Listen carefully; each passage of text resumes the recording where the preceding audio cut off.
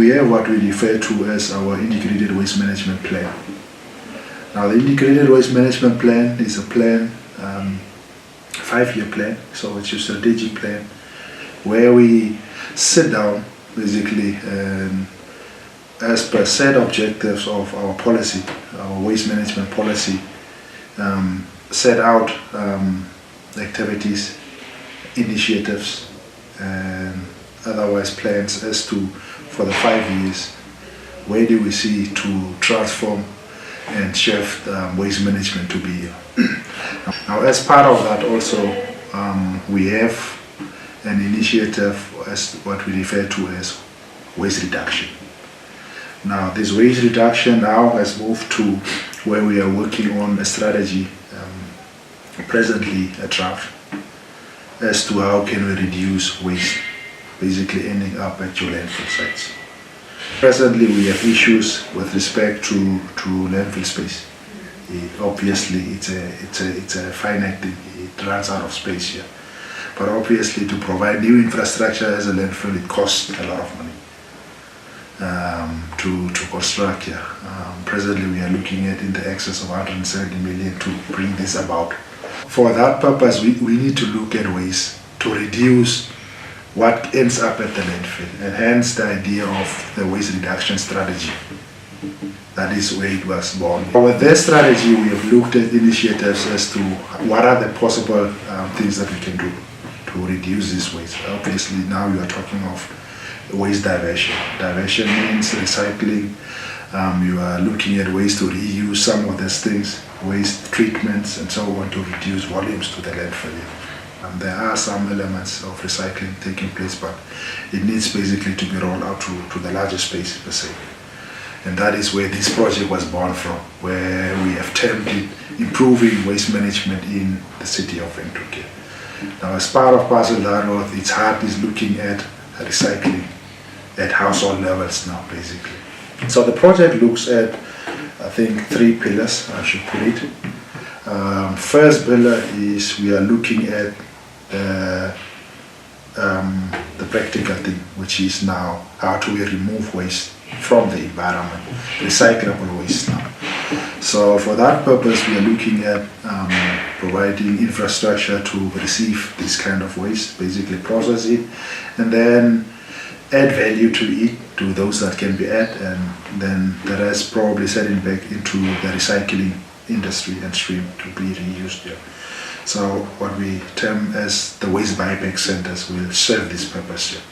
So the anticipation is that we construct 2 waste buyback centers in identified areas of the city, where then residents will be encouraged to bring their waste to sort of at a buyback from the city, either as a coupon or as other alternatives that we are now fine-tuning to see which are the best ideas to work with. So that is the idea, to encourage residents into where they are to do the cleanup themselves. Obviously, as an incentive, it means you are getting something for your effort. That is what the idea of the buyback center is. So we are essentially saying the services that the city presently is providing in terms of appointing hundreds of personnel to be doing some of this service. We are sort of now subletting it to the residents to do this work. And that is how we are looking at involving the community into these projects. You can see that creates other benefits for, if I should put it, for the community out there, our underprivileged communities, in the sense that now it provides for socio-economic opportunities, where one can look at making a sort of extra income or living from that. So that is how the part thereof is. So you can see the buyback center acts as a socio-economic empowerment facility also, so there's a bit of economic development that's happening there. Second pillar looks at also some of the upcoming recyclers or upcyclers, we call them, that are now already there in the industry trying to make something of waste products per se. I'm not sure where you came out. You should have seen, or when you came in, there is a table and a chair that's standing in our foyer. those are some of the initiatives that are there. They are made from tires, the chair itself and the table. So these are waste products here. But now they've been what we refer to as upcycle. There's been value added to it here. So we are looking at the center that we'll be setting up the waste buyback centers to also act as an incubation center for startup businesses with ideas such as that I was referring to basically incubate them, give them a bit of support in terms of space to work in, renting space and a bit of stipends that they will be receiving to encourage them, to take this straight forward and make something of a business out of this. Yeah. And the third one, obviously, waste you can't do without awareness and education. Yeah. So that is a strong pillar that you can't ignore. You need to educate your public, your residents, your schools, and so on about proper waste management and what it is and all that. So the project also is a component of that, where we are doing our awareness raising and education. Yeah. So we'll be looking at schools specifically. We are targeting our schools here to revive a program that we had already previously in the past, where we had initiatives like recycling competitions among schools, just to raise awareness and development of curriculum material maybe that can be used at schools in terms of waste management topics that can be discussed basically. So that's the school part, but also you need to educate your general public here. So we are looking at reviving issues like our cleanup campaigns that we used to have in the past.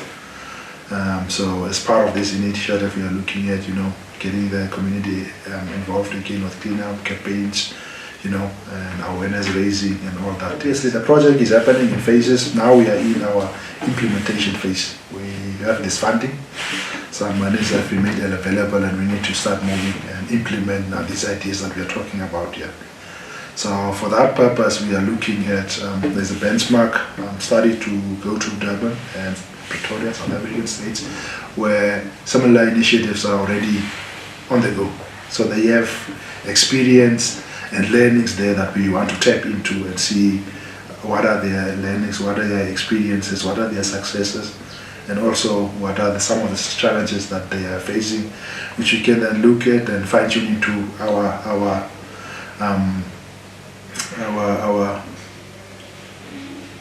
case also. So that benchmark visit will be happening within the next couple of weeks. A team will be going out to there to do that for us and then come present to the project team as to what they've learned, for us to fine tune our waste buybacks around the waste buybacks and its functionality. How does buyback work? Who are possibly some of the target participants that they've got in there. So that is one thing that will be happening. On the part of providing a center, obviously infrastructure development needs to take place, and that is a process that takes place. You need to acquire land, you need to have your layouts and engineering designs done, set up structures, buy plant and equipment that needs to be used for this place here to be made here. So as engineering service for the division, we are also busy with that now. We have submitted our items for land acquisition to identified lands to council. It's been through MC now, so it will be moving to council for the final endorsement and approval here. So that is happening. Engineering designs are taking place, and also we are looking at now the armor that we're talking about, the awareness raising and so on here. And for that part, as the project, we need to appoint a project manager also, which interviews have taken place already, and it's in the advanced stages now to appoint a person that will take over and solely concentrate on implementing this project for the next 2-3 years. They will be supported, or the project manager will be supported by his support staff, administrative staff, and also awareness raising officers that will be appointed also to now drive the arm that we're talking about in raising awareness, school programs, or community. So there is a whole, if I should call it, HR structure to support this project as a standalone. Presently, we have a project or program that's running in partnership with other private players in the industry. But now, because of demographics and different challenges, it's only working in a success in certain areas of the city. where you have a sort of a different demographics and socio-economics here. It works referred to now as the clear-back system.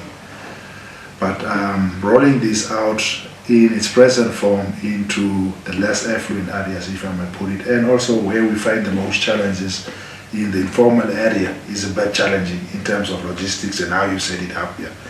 So it has not per se taken off and as we had wished here. And hence why we have identified this project to then tailor-made and cater for areas where we don't have a presence per se in recycling, and hence reducing waste that ends up at the landfill. Yeah. So I think that is how we just moved through. We got the opportunity then to pitch our idea to the EU. We called for possible funding for green projects and so on. And in partnership with our sister city in Germany, Bremen, which we now have a long-standing relationship from predating our independence days. We partnered up with Bremen, and we submitted a proposal to the EU for funding in light of improving solid waste management in Windhoek, and specifically this project here. It was successful. We were then one of the awarded candidates. Funding to the value of 36 million basically was approved for that purpose. Because of the past few years, of the COVID issue and not being able to travel and not doing much work and lockdowns everywhere, the project didn't kick off as such up until end of last year, where we did the virtual signing first took place with the two mayors of the twin cities of Bremen and Windhoek. So the virtual signing of the agreement took place, and subsequently, when travel restrictions were then also relaxed, a delegation led by Her Worship the Mayor left for Bremen, Germany, to start the initiation of the project here in March of this year. This project calls for all role players to come together, not only the city. It's not a city project alone per se. It is a project that's done for the residents at the end of the day, and the cleanliness of our city. So that is what it is at the end of the day, trying to achieve, to sustainably keep our city clean. And so this is some of the idea of the initiatives that the city is putting out there to say, these are what we are doing, and calling on the residents and also the business community basically to support us and to be on board with us basically, so that it can be a success that we are endeavoring it to become here. So it is for the city that it is being done, and for the well-being of its residents, its environmental health, and also for ultimately the cleanliness. We all know the saying that says cleanliness is next to godliness, so I think that is what we are trying to achieve. A clean city obviously has other benefits, economic benefits that you can attract. People would like to see tourists and whatnot come to a clean city. For the residents themselves, you live in a more healthy city per se. You don't have other disease vectors that can come through because of waste and littering. So that is the core purpose basically of these kind of initiatives, and it calls for everyone to be on board.